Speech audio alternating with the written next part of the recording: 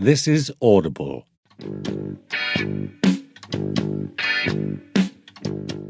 Hi folks, this is Brian May. You're listening to Queen, the Classics. How did your dual passions, your analytical love for science, especially astronomy, and your intuitive connection to music, develop? And in what ways do you feel they complement each other in your life and work? It's a good question for openers, isn't it? Well, I don't know if there is a connection, really. I just had these two passions, really, which came from opposite hemispheres of the brain, I guess. One, very analytical, because I love all that stuff. I mean, I do love science, and particularly astronomy, all that technical stuff. But the other half of me just likes to be intuitive and forget all that stuff entirely. And music is just great for that. I mean, music is the sort of is the world where you can just express yourself without any need for analysis except for after the event. So to me, the two things just go together very well. How conscious were you and the rest of Queen about downplaying your academic backgrounds, especially in contrast to figures like Mick Jagger?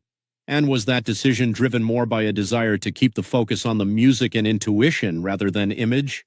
Yeah, I know what you mean. Yeah, but yeah, because like Mick Jagger's image is some kind of rough boy from the streets, but he's pretty well educated, isn't he?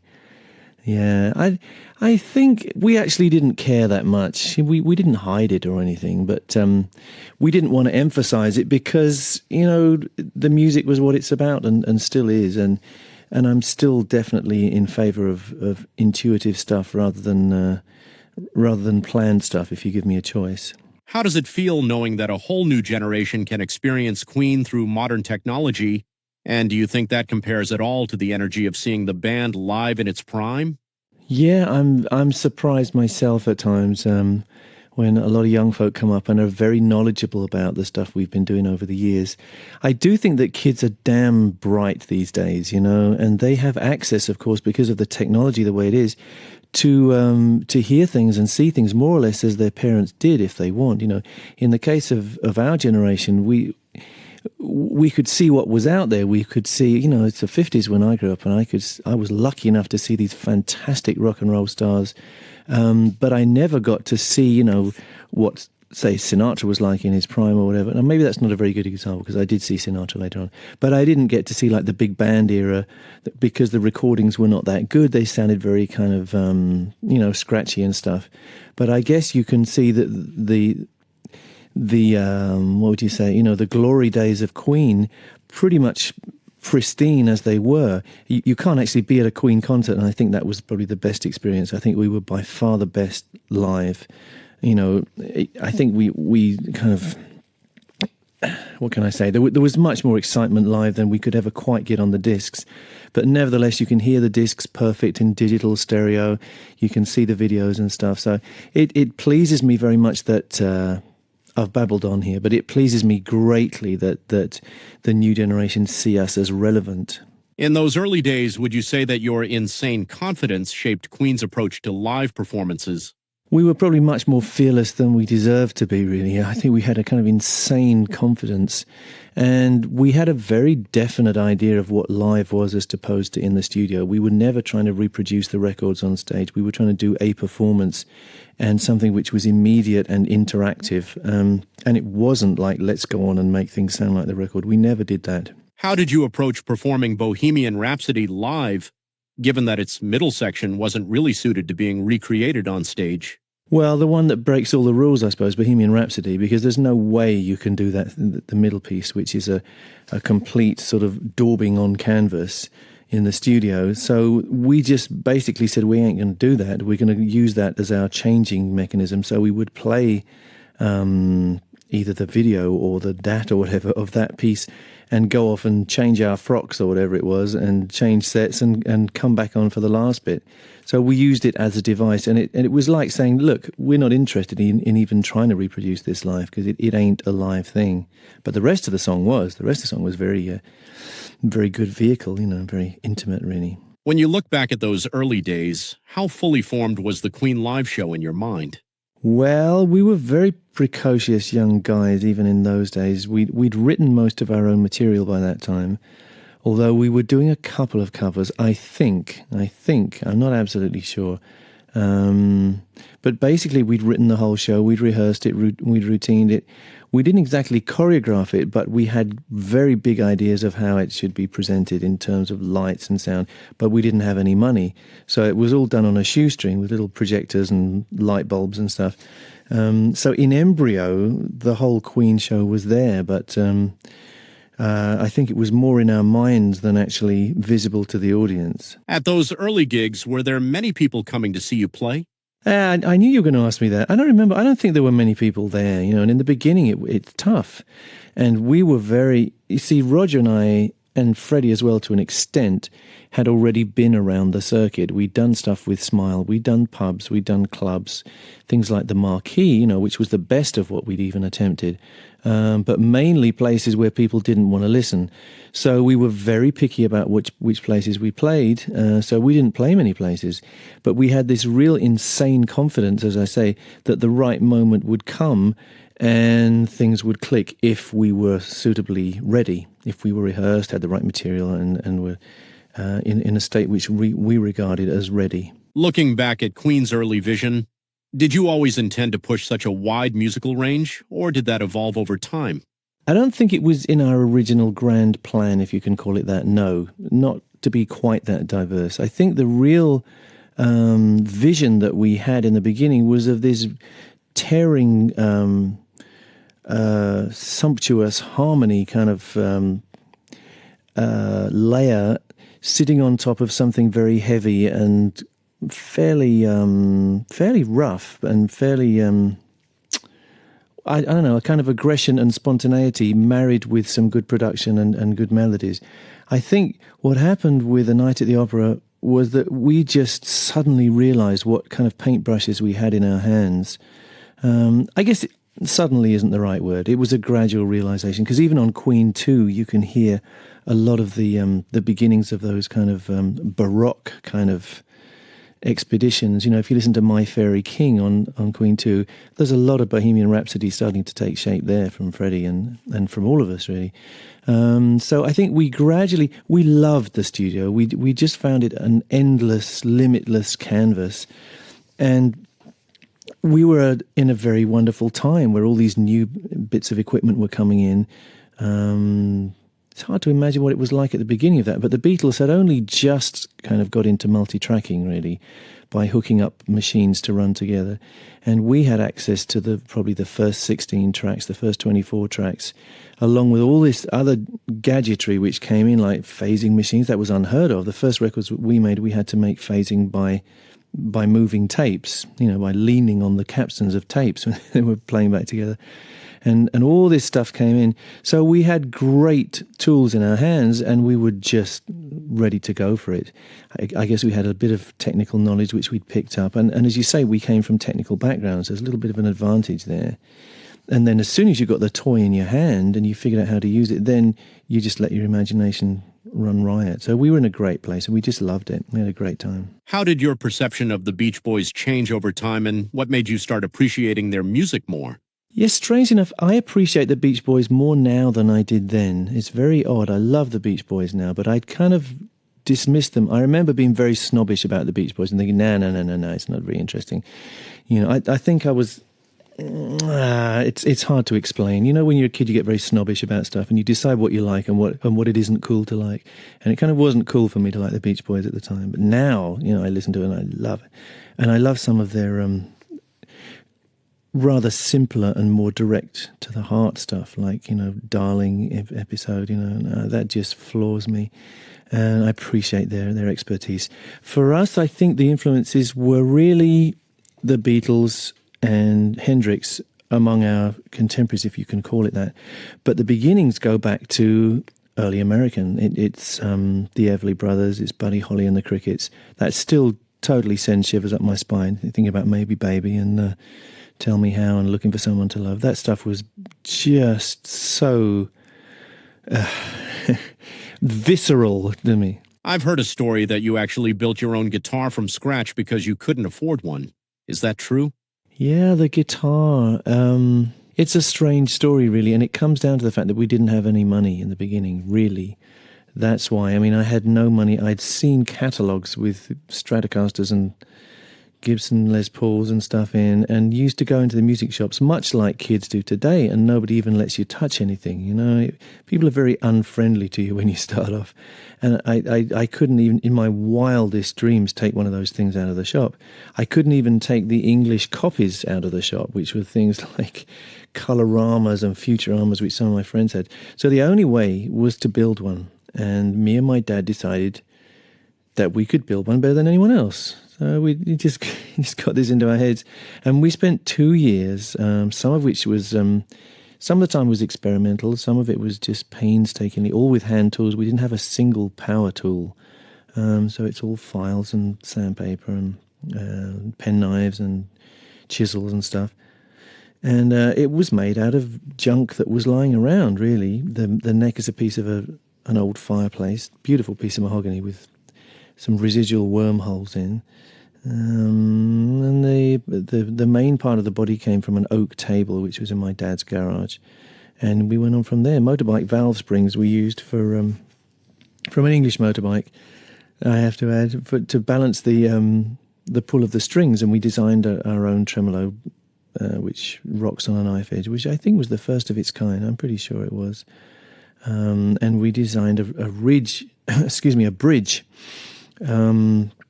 which incorporated rollers to take away the friction of strings rubbing over the bridge when you move your tremolo arm, because that was the major source of things going out of tune, as we discovered. So we just put a lot of innovations in, and the whole guitar is live. It's a hollow body, although it looks solid, and everything from scratch. I claim in my kind of big-headedness that, and kind of in fun also, that whereas all these generation of electric guitars were designed to minimize feedback, we were the first people to design a guitar which was supposed to feedback. And because the body is live and everything is very solid, everything is acoustically coupled. So, I mean, I think we were lucky too, but definitely we were going for that. I wanted the thing to sing. I wanted it to be a live thing, just bursting out with song, you know? Another fun story I've heard is how you ended up choosing a coin as your guitar pick over a traditional plectrum. Yeah, I never could find a plectrum or a pick that suited me. I always found them too bendy, and I didn't like that. I found that I wanted to feel everything that happened between the string and the pick in my fingers. So I just used, I guess, thicker and thicker plectrums until eventually I picked up a coin, and the coin did the job better. And I got a bonus out of the coin, which is this little... Well, the particular coin I chose was a sixpence, and it had a serrated edge. It's soft metal, so it doesn't mess up your strings at all, but it has a serration which you can use to get a different degree of articulation to your attack of the notes if you want. How did you strike that balance in Killer Queen between keeping the guitar part spontaneous and passionate in the moment, while also making sure it felt carefully arranged and timeless? I'm interested you mentioned the Killer Queen one, because I am proud of that. I think that just managed to tread that line. And the line for me was like, on the one side, it has to be spontaneous. It has to have passion. And it has to be a thing of the moment. But on the other side, it has to be something which is going to stand the test of time. And it has to be organic to the song. So I suppose my technique was to just explore it in the mind first for a long time, and then just play it as quick as possible. And the Killer Queen thing was an interesting little piece, because part of it's just a melody, like a counter melody, which I had in my head. Part of it is this sort of contrapuntal thing, which we used to call bells. I don't know if that's the technical name for it, but I got it from people like the Temperance Seven, who were a sort of traditional jazz stroke Savoy Hill Orpheans type 20s revival group, and various other people, including Mantovani. You know who Mantovani was? You know, there's a thing called Charmaine, and he does it where most people would just sing it. He did it like a cascade, and each note carries on while the next one starts, you know. So this is this kind of bell effect, ding, ding, ding, ding. And I'd never heard it done with guitars, and I had this dream that I could do anything that an orchestra could do with guitars.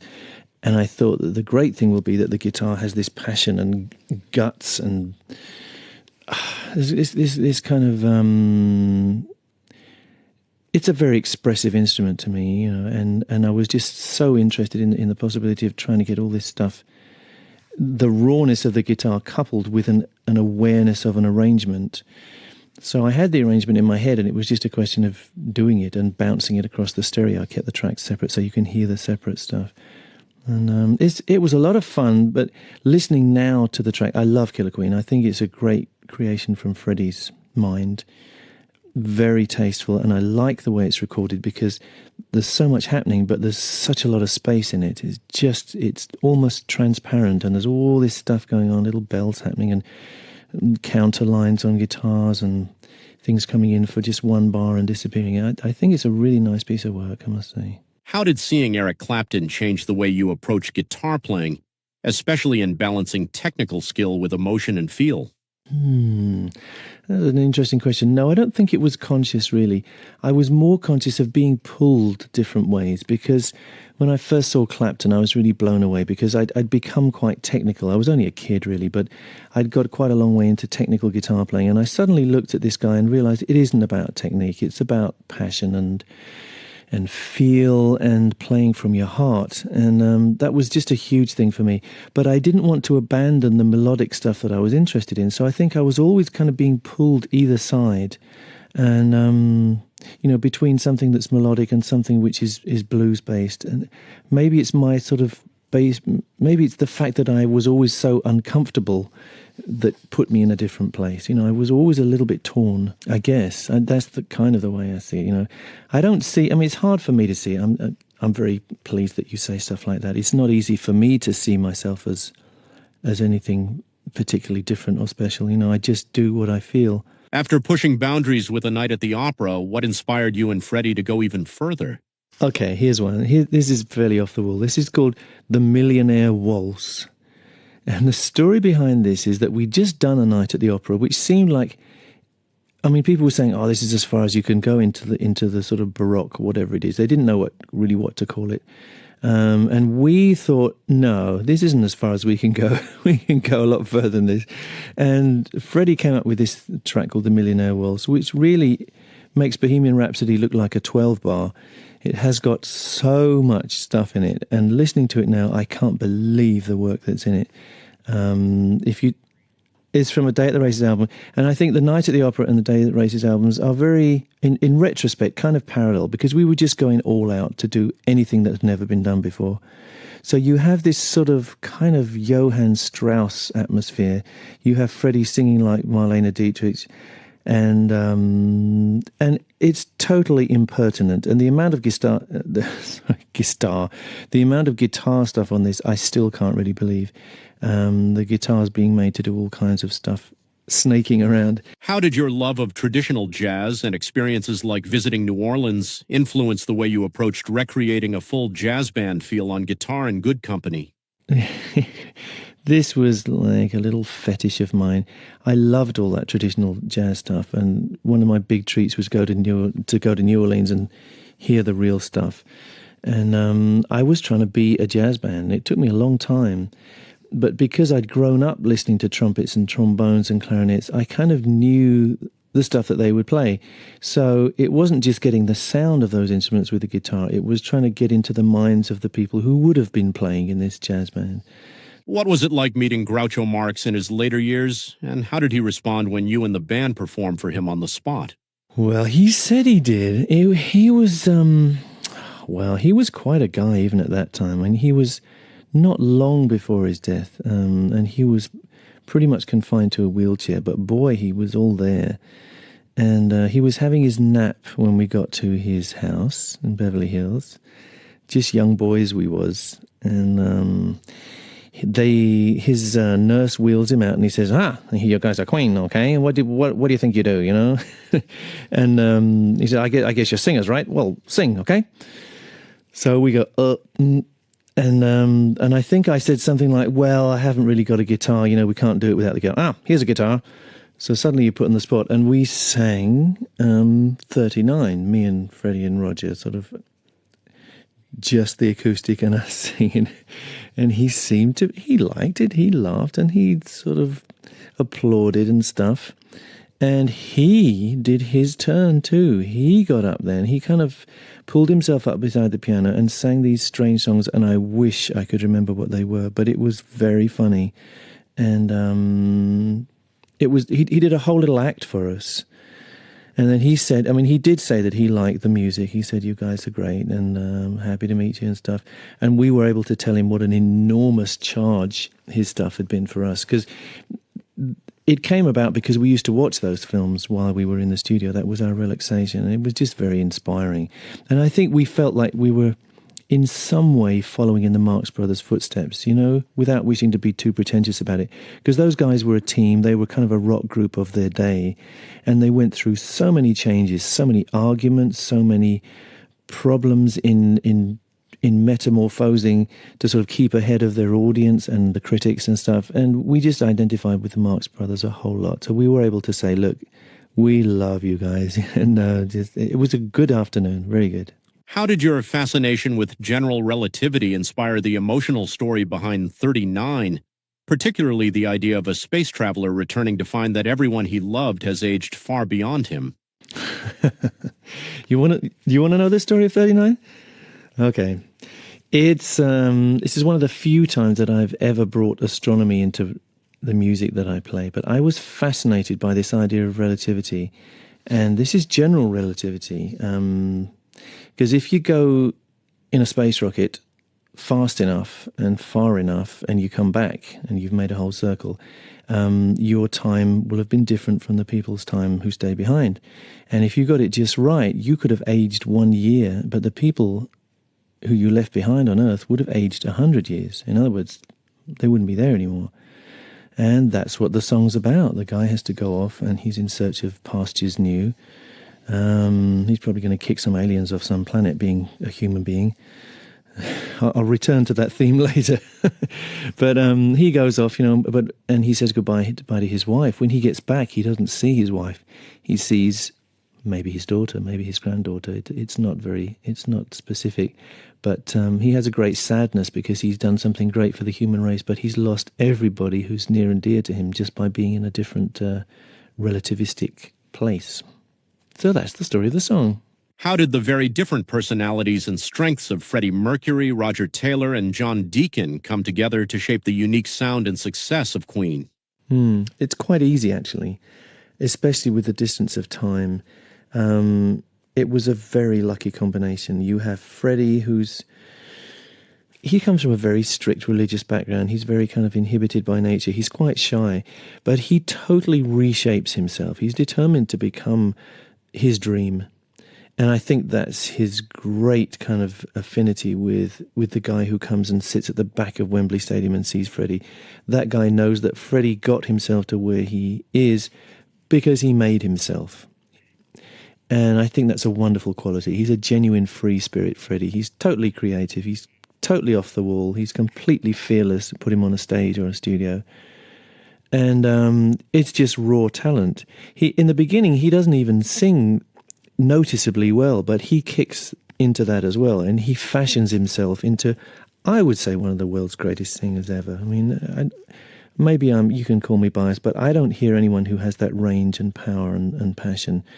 And I know that all the people who did the tribute show with us in Wembley said, boy, you ain't going to find another one like him because we can't do what he did. And you're talking about a lot of the greatest singers in the world there. But anyway, so there you have Freddie.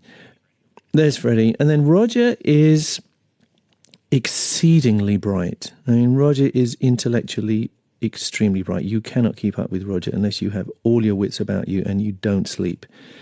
He's sharp, he's bright, he's witty, and he's in touch with the world, which is different from the rest of us. He reads the papers, he reads even the music press.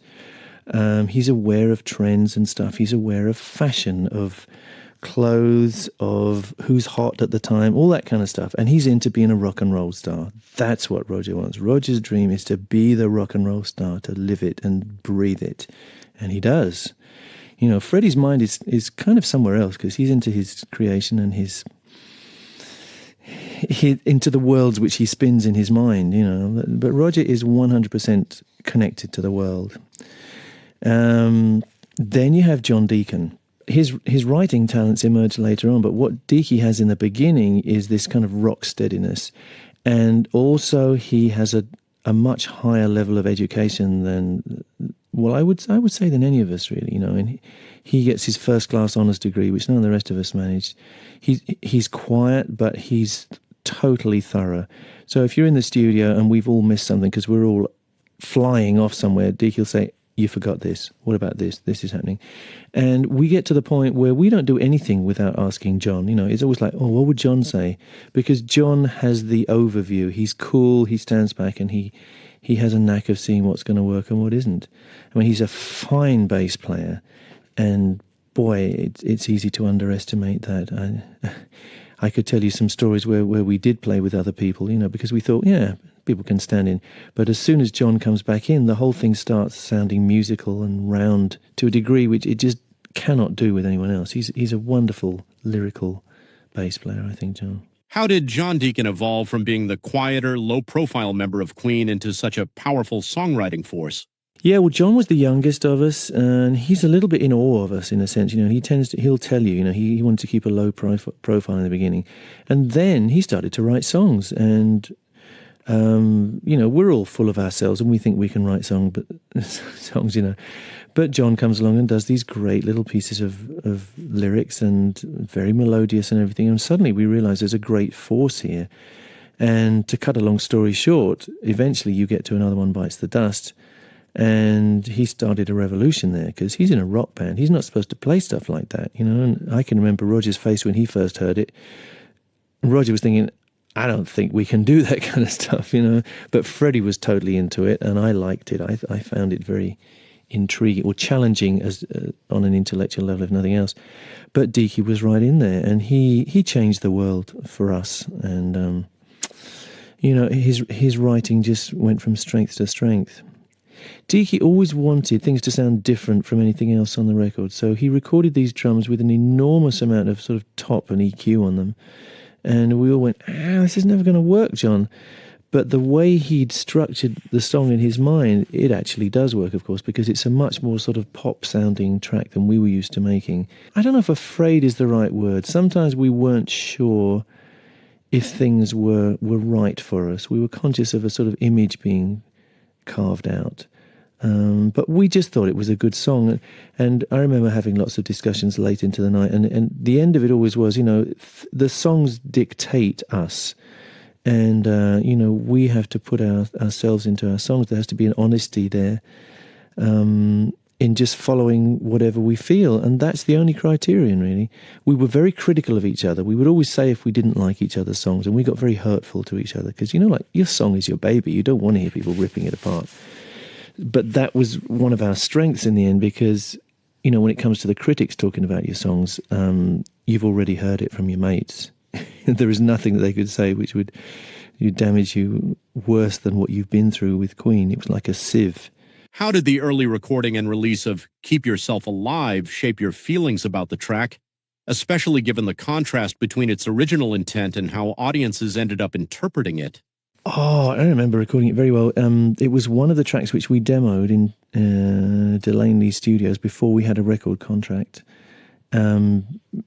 Totally informally, just because I happened to know someone who worked there. A sort of lucky break thing. We re-recorded it when we signed to Trident Studios, and I personally was never happy with it.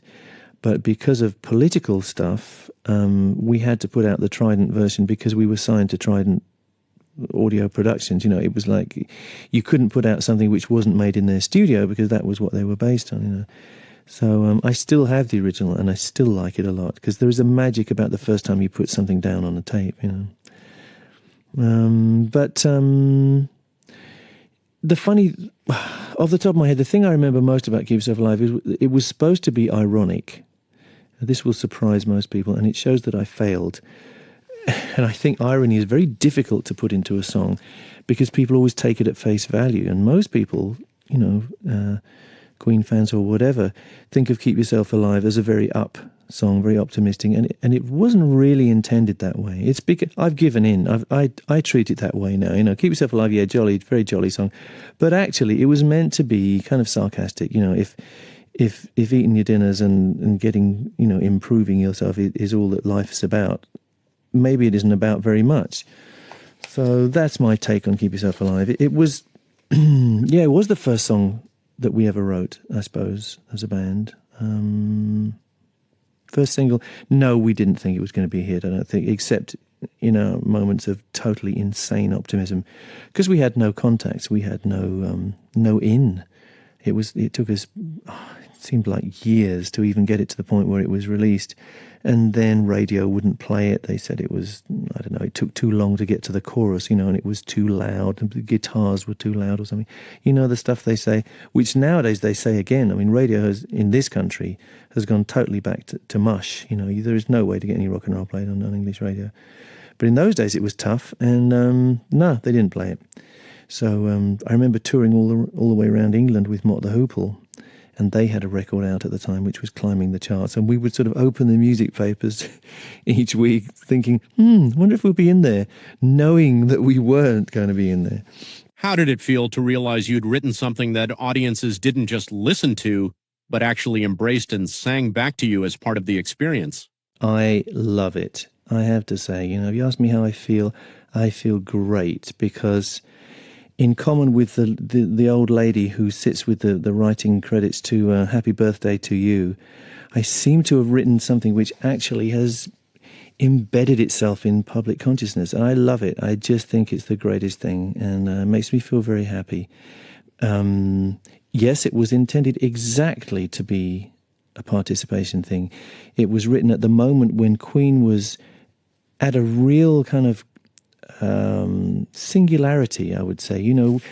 We were, in a sense, the sort of purist rock band, and we expected people to just sit there and watch us, or stand there and watch us, and let us play to them. There was a point around, I'm not sure, I'm not very good at dates, but on the album before that, like when we were touring for A Day at the Races, when suddenly the audience would sing all the words, sing all the songs along with us. And I think our first reaction was like irritation. Why are they doing this? Why don't they just damn well listen? And then it dawned on us that this was something new and great and should be encouraged. So both Freddie and I were very influenced, I know. And there was a particular night in Bingley Hall in Birmingham in England where they sang every damn word. And when we went off stage, they sang You'll Never Walk Alone until we came back on again. And it was very moving, really, and totally unheard of in those days. That didn't happen at rock shows. How did the idea of pairing We Will Rock You and We Are the Champions come about? And why did you feel so strongly that they should be released together as a single? I will claim this honour. There was much argument about this, as there was about everything. And we did We Are the Champions. This is all in Wessex Studios in an old converted church in North London. And it had a lovely natural acoustic. And We Will Rock You was made simply by stamping on boards and clapping a lot of times with a lot of carefully chosen prime number delays, which was new. And there weren't any delay machines in those days, we just did it with tapes. And a voice and a guitar. Roger was never convinced, and he always said, no one's going to play it, it ain't going to get on the radio, and you're wasting your time. So when things came out, there was always this moment, we made an album and made it and worked on it and bludgeoned it to death until we thought it was finished. And then you'd have the agony of choosing what the single was. And a lot of people thought We Are the Champions would be a very good single. I did too.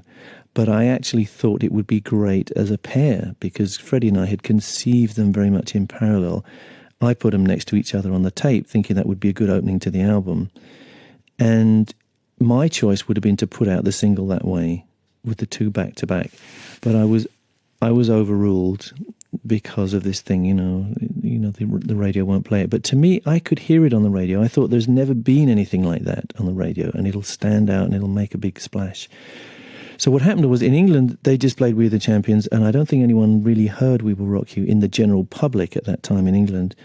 But America, God bless them, America decided off its own bat, all these DJs around the States in the days when radio was like very alive, and they made their own cut. They spliced them together, or else they took it off the album, whatever, and they played it as a couple. Yeah, I love it. Rock You just sets up Champion so perfectly. It's like a big bludgeoning march, and suddenly you get the relief, and out of this beautiful blue sky comes, I've paid my dues. And I've always thought it works just great. Could we quickly talk about Bohemian Rhapsody, specifically the backing track? How did that come together? Oh, well, the backing track? Oh, not very long at all. We did, that was Freddie and John and Roger. They did it as a three-piece, as a backing track, and I sat in the studio control room thinking, what the hell is going to go in these gaps? And Freddie would be going, pom, pom, pom, pom, pom, pom, pom. And we had great confidence, as we always did in Freddie. He came up with an idea, and it was generally going to be interesting at the very least. I'm not saying every one of his ideas were good, but boy, you had a good chance of getting a good idea out of Freddie. And then we went back in, and Freddie had all the harmonies all planned, all sorted on little pieces of paper written down in A's and B's and C's and sharps on this little tiny pad of notepaper that came from his dad's office. And we just went ahead and did it, and it all seemed to take shape. Didn't take that long. I would say 3 weeks or something of overdubbing. But of course, we were pushing the technology. I'm pretty sure it was 16 track, and we were putting, hundreds of tracks on. And everything had to be bounced as we went along. And the old story about the tape wearing out is true. We just about wore the oxide off the tape, and it was disappearing, so it had to be copied very quickly, and that's how we proceeded. When you were creating the music back then, were you consciously thinking about commercial success, or was it more about artistic expression and experimentation? And this is going to sound incredible, but I don't think we really thought in commercial terms when we were doing the music. I would say that to our credit. We were just into our art. We were splashing bits of paint around on the canvas and just having a great time. I don't think we really thought of it in terms of commercial stuff, and we were very careful not to get involved in choosing singles until we got to the end of it. So no, I don't think so. I mean, I can't speak for Freddie. Nobody can. But no, I just think we thought it was interesting, it was worthwhile, it was exciting, it had a touch of humour, a touch of sort of self-parody. It was very gradual, and to us it was very real. We were very proud of our progress in the States, because it wasn't like it was easy. We had a small nucleus of real fans and converts from the moment we set foot in that country, but it was a very gradual extension and sort of word-of-mouth thing, and we took a great pride in our shows, and we would go back and tour every year to the States, and each time I think we got better, each time we got more and more audience, and the record sales built according to the live act that we were, and the reputation we got. So all the way up, I think, to probably, what am I thinking? Rhapsody wasn't the biggest hit in the States. I think it didn't get really big until Rock You and Champions, and then enormous with Another One Bites the Dust. After that, it becomes hazy and weird, and I don't know quite what happened. I don't think anyone ever did, because we would get some enormous things. The Crazy Little Thing Called Love was enormous. But all kinds of other stuff happened, and we gradually lost it. It's very odd. We continued to tour very successfully, but we became, I don't know what happened. As we gained, America was very friendly to us all the way through, and it nurtured us to sort of maturity as a rock band. But then, and during that time, the rest of the world wasn't that big on Queen. We wouldn't have been able to go and do a huge European tour in those days. But gradually, as Europe and South America and Japan and everywhere else grew and grew and grew, America started to tail off. And there are lots of reasons, I think, which have been looked at. Looking back, what do you think Queen's decline in the U.S. was mainly due to? I think there is a sort of motion that takes place in the world, I think that's the simple answer. I think things have a life, and they have a beginning and an end, and that's kind of what happens. And it's almost as if we'd peaked in the States and people thought that was it. I have to say there were other factors, though. And I would say the crucial factor probably was the fact that we didn't tour after after Radio Gaga time. I don't think we even toured around that time. And that was a decision which was largely brought about by the fact that Freddie did not want to go back to the States and do less than what we'd done before. There was a kind of pride in Freddie, you know, and whereas Elton, God bless him, when he lost his record sales, just went back and toured the hell out of America and got it back, you know, clawed it back by doing clubs and whatever.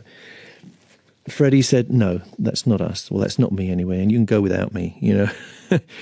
I think we took a long-term overview, and the policy which we had was that we would go to play wherever we were hottest.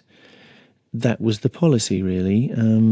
I don't think, you know, in retrospect, I think I had reservations about it, and I said so at the time. You know, I would have liked to have done a couple of American tours no matter what, just out of a kind of loyalty thing. But Freddie was very pragmatic, you know, and he said, look, we do 100,000 seats in Argentina, you know, or we go and do a theatre in New York. What do you want to do, Brian? You know, and it was a hard argument to counter, really. And I think Freddie always thought that it would just come back. You know, he thought, okay, let go, which is a very kind of, it's a good policy in life, in a sense, you know, let things go and they will come back to you. We thought that the States would come back to us at the right point, and we would go back in and do football stadiums in the States after we'd finished in Europe in 86. It kind of nearly happened, but it wasn't meant to be. What do you remember most vividly about the day of Live Aid? Very fond memories for me. My personal memories were of the day. I lived in Barnes, which is a little sort of village suburb of London. And the only way to get to Wembley reasonably from there, in the chaos that was ensuing, was to get a helicopter, which was a great decision.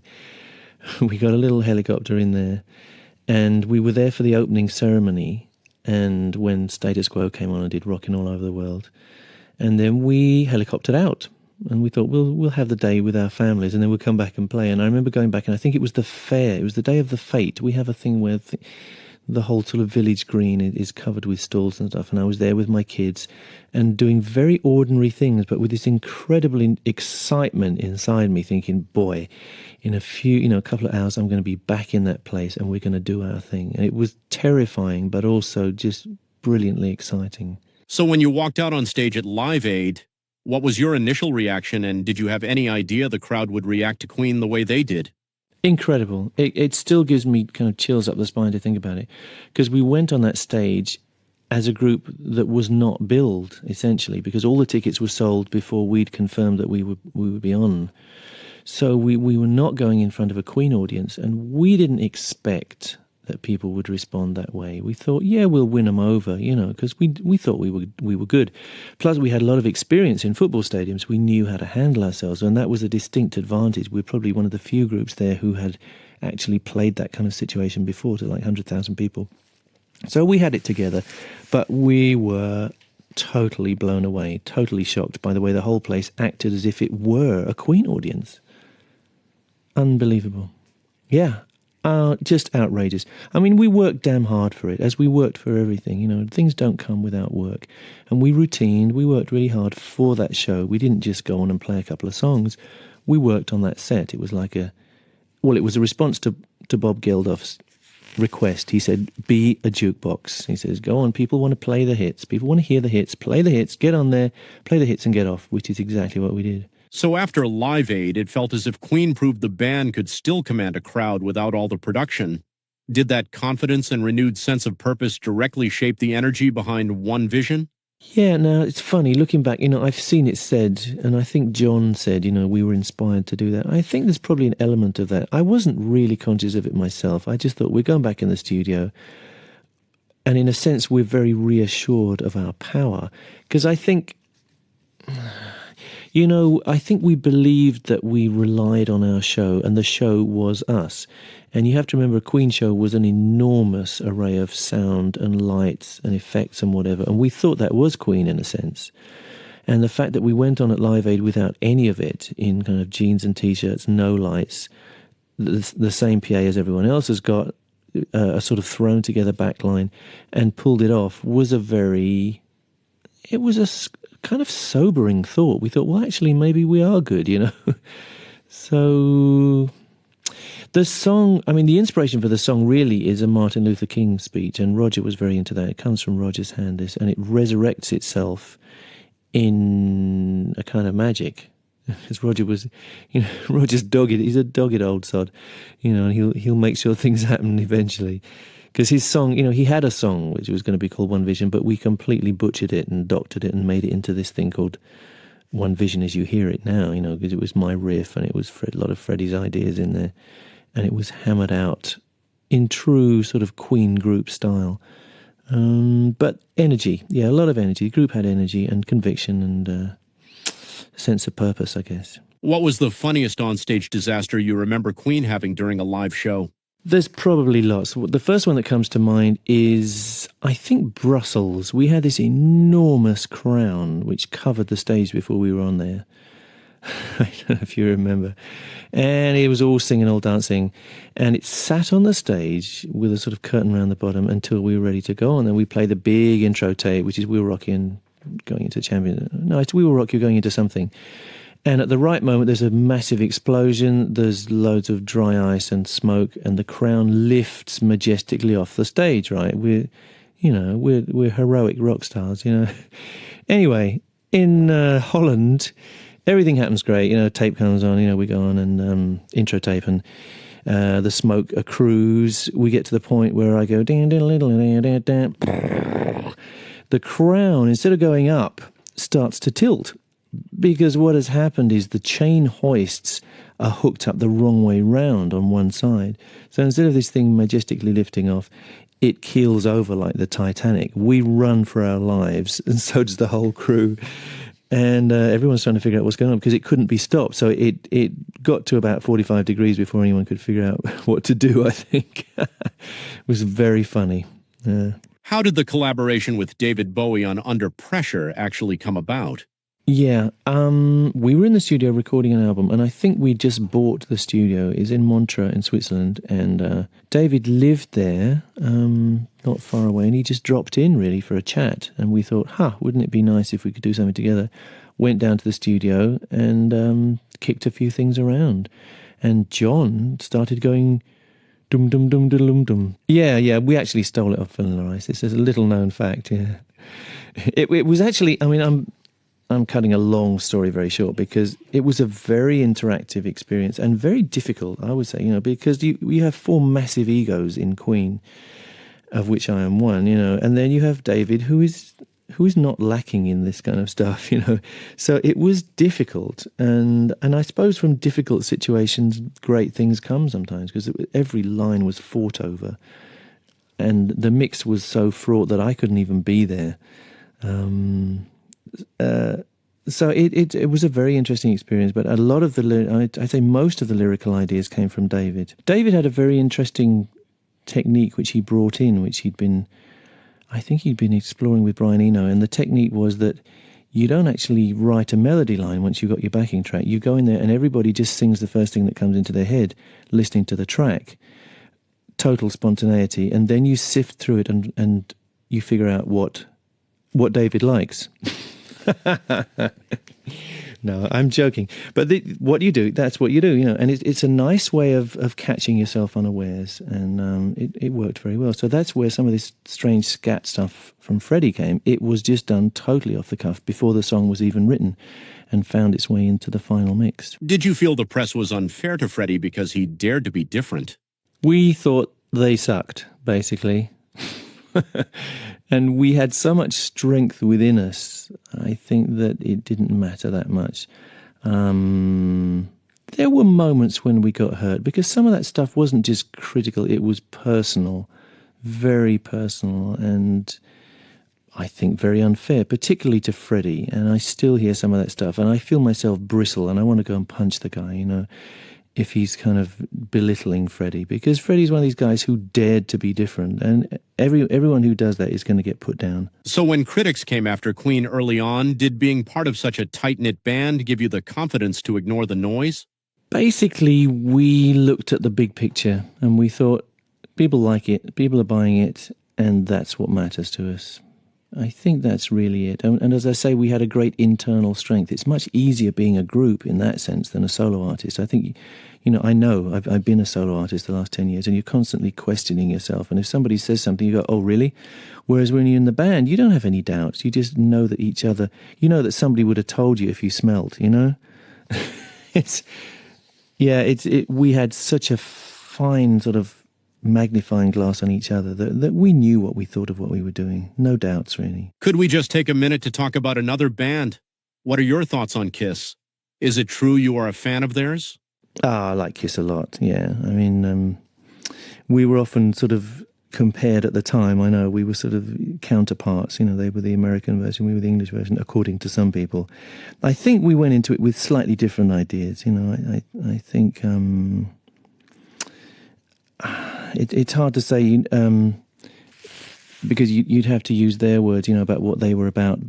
But I would say they came possibly more from a presentation view to begin with and moved more towards the musical. I think we probably started in the musical and worked more towards the presentational. That would be a sort of glib summary. If it is okay with you, I would just like to get your thoughts on some of Queen's tracks. Firstly, Sweet Lady. Sweet Lady was an interesting exercise for me because it was rock and roll in waltz time, and who the hell ever did that? I was just fascinated by it because it doesn't sound like 3/4, it sounds like something else. And it's deeply romantic, of course. What about Tie Your Mother Down? How do you feel about that track? Tie Your Mother Down, I have a great affection for because it's the one thing that I can go on stage and just play, no matter what guitar I pick up, and people will relate to it. It's kind of a theme for me. It never got on any of the greatest hits albums, which is kind of interesting because I think the reason was it got to like number 31 in England, so it wasn't kind of considered. But it's a good flagship for me, Tie Your Mother Down. Is there a story behind the track Now I'm Here? Now I'm Here is a kind of eulogy from me to America, I would say, because of what happened to us on that first American tour, which nearly blew my mind and my body out of existence. But it just was the most formative experience, and you'll hear all that madness and I don't know. It was just larger than life in every way. So I was trying to get it on tape in this song. I was very ill when I got back from the States. I got hepatitis and I got severe ulcer problems. I nearly died, very nearly died. And I remember just laying in hospital, coming back from the anaesthetic and hearing this stuff and thinking, when I get out, I'm going to do this one, and that's going to be my little kind of.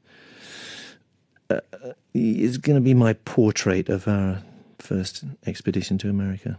Another interesting track is Dragon Attack. What's the story there? Dragon Attack, I really stole the riff from a jam that we did, and Idk I may have originated it.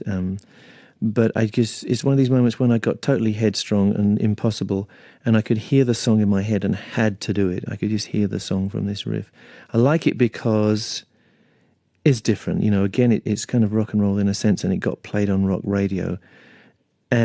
But it was a totally sort of funk-based thing, and it sounded good in the Sugar Shack, which is the disco that we sort of frequented at the time, or the drinking place that we frequented at the time, and that was our yardstick at the time. Because I remember thinking, why does Queen music sound so awful on this big sort of dance-orientated hi-fi speaker system, and the reason was that we hadn't quite got it down as regards getting the bass end together, so we did on this. How would you describe the beautiful track Play the Game?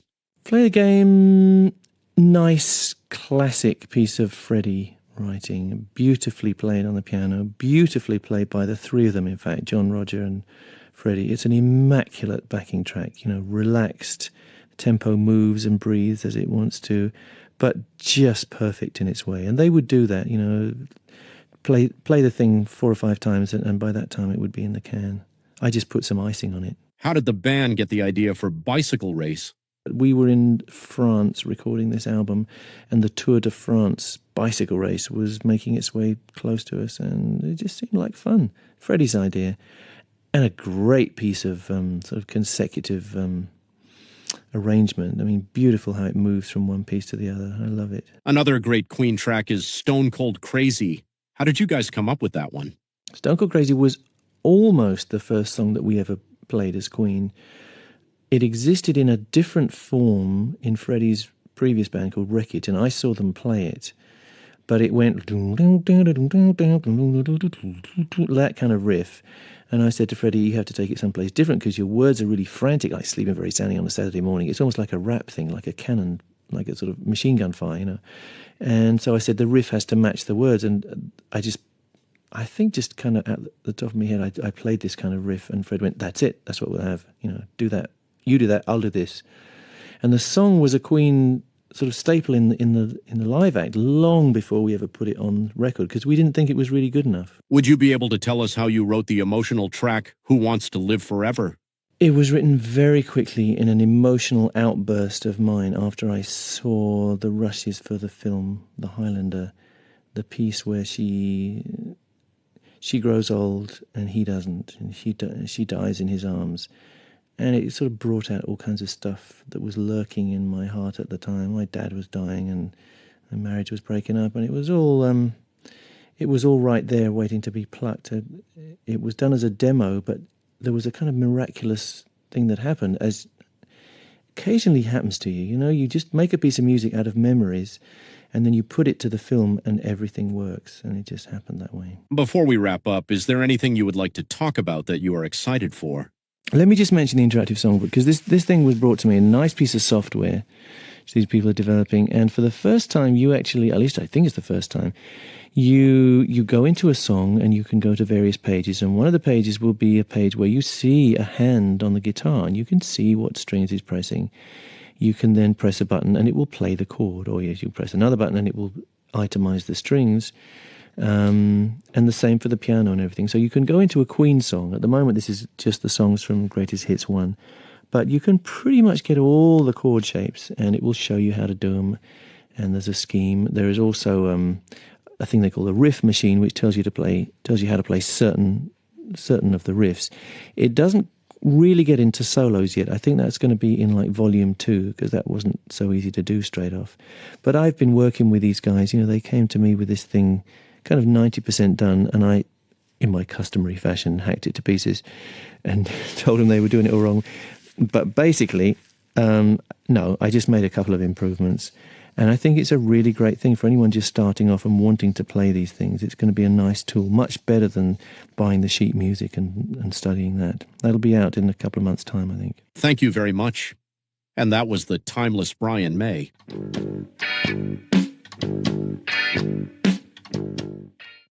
Audible hopes you've enjoyed this program. Here's a recommended preview based on your listening.